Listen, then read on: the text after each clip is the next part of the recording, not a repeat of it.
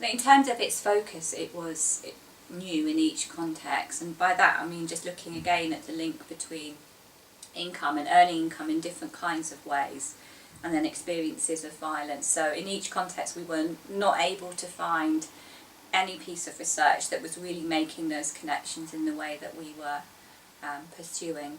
So in that sense, that's a real contribution that this evidence-based makes. There was some preliminary work that had been done on India, but very little research had been done in any of our chosen countries before we began. So in terms of the approach that we took, we used a sort of intersectional lens, which essentially accounts for a person's social class, their wealth, their family wealth, the location that they live in, religion, age, and so on. And what we wanted to do was to really capture a variety of different women using that intersectional approach in order to understand if certain women or certain categories of women were more vulnerable to violence as a result of earning an income, or perhaps less vulnerable, whether or not for a particular group of women earning an income was really the trigger that enabled them to build the resilience that then enabled them to challenge violence. So we looked, for example, in each context at a group of middle class women. Some were entrepreneurs and some were employed in the corporate sector or by NGOs or at government level.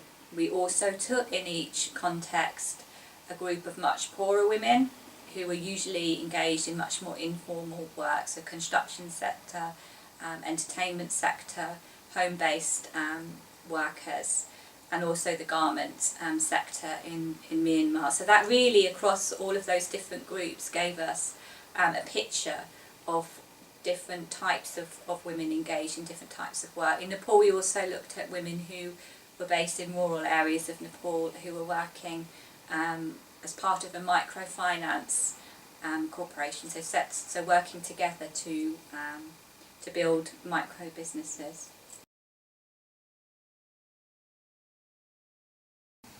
Well, we hope that there will be multiple stakeholders that will be interested in this research, and these would range from organisations at the grassroots level who are working with women both to encourage them to take up paid work and to work with women who've already been victims of violence. So we would hope that NGOs feel able to use some of our results to help them design their projects which they use to work with women. Equally, we would hope that this research could be useful at both local government and other levels of government as well when wider programmes are being designed. We think that the findings can feed into many different types of organisation and programming.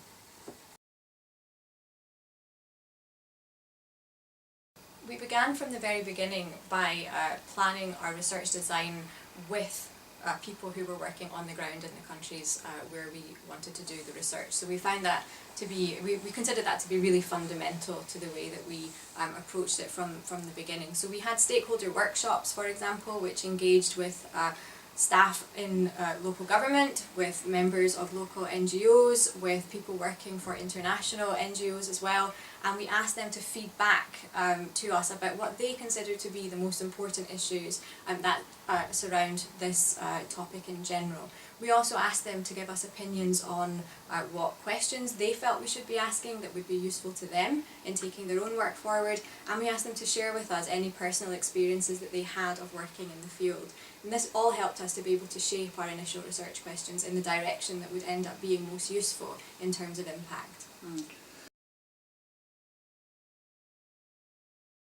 So we conducted an extensive literature review right at the beginning.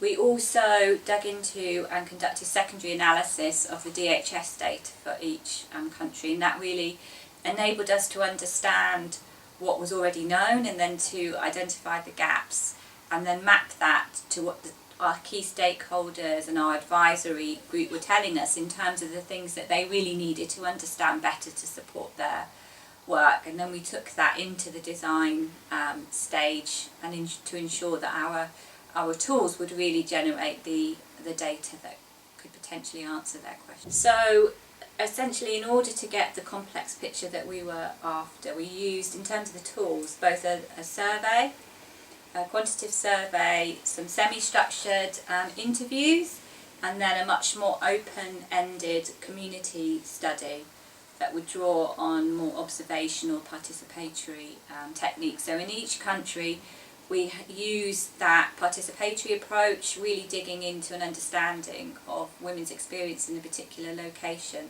in each country. And then secondly, a quant survey that we conducted in Nepal. And then lastly, a number of semi-structured interviews with middle-class women in each country, and then with women who were in the lower quintiles, socio-economic quintiles, but were engaged in work. So between those three approaches, we were able to generate different kinds of data that then fed into and helped us build a picture of how violence and income intersect in each of the different spheres that I've talked about. So how it impacts on an individual level, household level, then community level, state level, national level, even linking into kind of global conventions and whether or not they had had any positive or negative impact on women's experience. But it was necessary to collect data in different ways and with slightly different approaches in order to build that understanding. And the analysis of the different groups of data was informed by an ethnographic approach. So in ethnography, we're ultimately trying to understand all of the contradictions and the nuances of any particular context. So it's a process of comparing and contrasting what we're learning from each of the data sets in relation to the specific experiences of the people that we're talking to, but also to set that against our broader understanding of that particular location. So the politics that are interplaying, the existence or not of community organisations, the normalisation of violence, attitudes towards violence that might be stronger in some areas in the country than others, exposure to particular religious teachings, that also is significant, as well as the kind of basic socio-economic situation. So that then informed the analysis of that data. The ethnographic approach is always, the lens is always there, but it helps us with the analysis because essentially it's about comparing and contrasting the experiences of different women in different contexts and at different levels.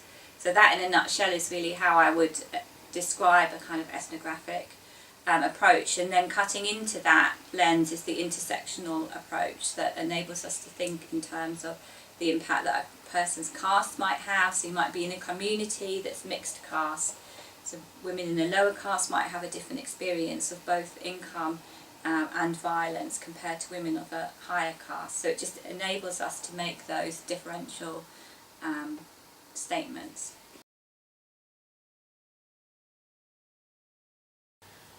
We did have a team of people working with us, the data collectors themselves and also people who supervise the data collectors, who were very conscious of the need to translate the data and to transcribe it both in the local language and in English so that we here were able to access it more thoroughly as well.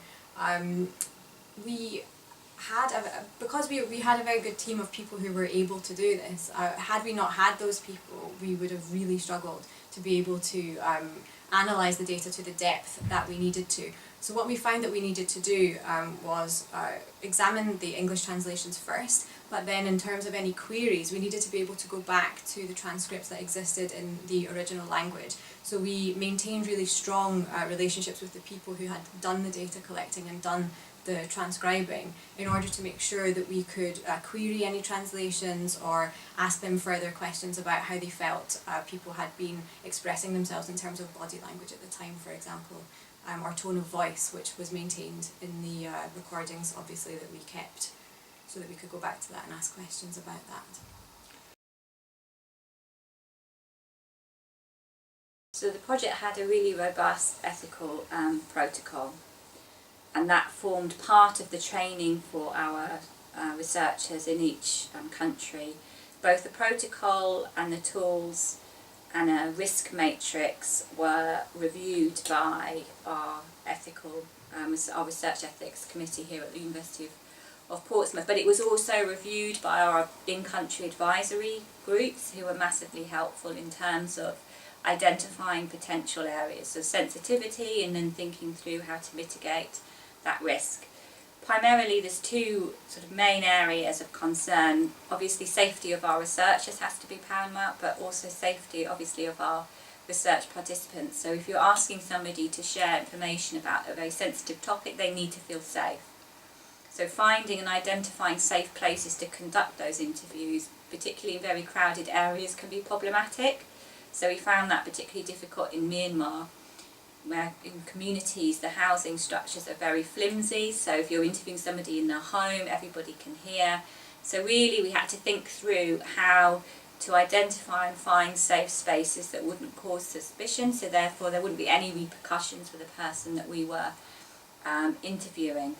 Also, there's ethical issues around just triggering trauma or re-traumatisation, as it's called. If you're asking somebody to talk about an instance of violence that they've buried because it was so awful, and they're then reliving it for your research benefit, there has to be some way in which you can respond to that re-traumatisation. So involving local women's organisations was really important, and they offered us that support network so that we could refer any participants who became upset as a result of our questions. I have to say that that didn't happen, but it's necessary as part of the ethical process to have that in place, and also to offer follow-up. So if there's any particular interview that you think, well, that was okay at the time, but it was so traumatic, the story that was told, that maybe that might cause some trauma later on, that the organisation that we had on board would be able to follow that up. So that kind of ethical infrastructure is really critical when conducting this kind of research. I would say that that certainly covers the vast majority of the concerns that we would have had in terms of the ethical design. But I think it's probably also important to say that we stuck very closely to the WHO guidelines on how to conduct this type of research on this sort of sensitive topic. And as a result, we also had other protocols built in. So, for example, Tamsin was talking about the need for safe spaces to conduct interviews in, where women would not be overheard talking about their experiences, for example. Now, the reason why women must not be overheard is partly about personal privacy and maybe not wanting to share experiences with other people who could listen in if they chose to, but it's also very much to do with safety. So if, for example, family members were unhappy about the sharing of those experiences, we needed to make sure that they were not going to be able to overhear. So we had protocols built in that ensure that the interviewers knew how to change the line of questioning if they became aware of anyone lurking nearby, for example, who might be able to hear some of the questions and some of the responses. So the questions would automatically change towards more generic questions about women's health, for example, as opposed to with the women then being asked to talk about their own difficult experiences. So that's very important, and that does mean that the research process can take a lot longer. It means that some interviews might not be successful, but ultimately we have to prioritise the needs of the people being interviewed over anything else.